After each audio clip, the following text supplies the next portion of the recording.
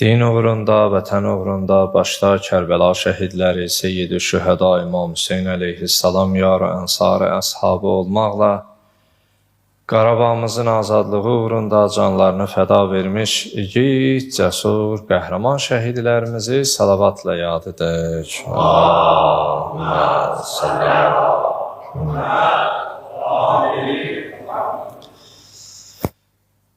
Zəmanə imamı, ağamız İmam-ı Zəman əleyhissalam xüsusilə bugün cümə günüdür, ağamızın günüdür deyə o həzrətin zuhurunun təcilinə sələvat edək.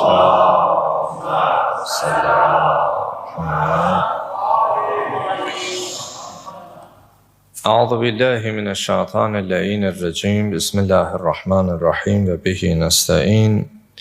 Rabbi şrah li sadri və yəssir li əmri və hlul uqdatan min lisani yefqahu qawli.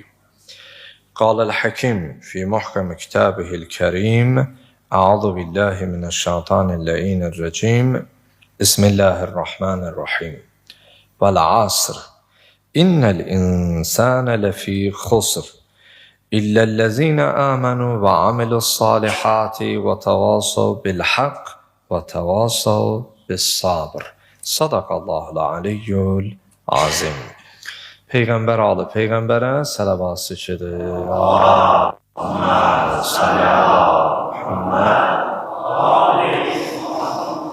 Allahın salamı olsun siz, əziz, dəyərli, möhtərəm məscidimizin əhlinə, səsimizi eşidən, bizi izləyən, dinləyən hər kəsə.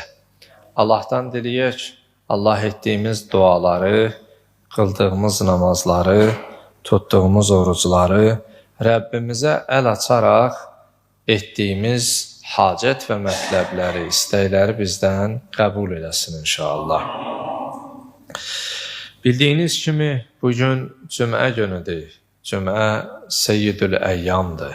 Həftə günləri içərisində günəşin üzərinə düşdüyü ən xeyirli, ən ruzili, ən bərəkətli bir gündür.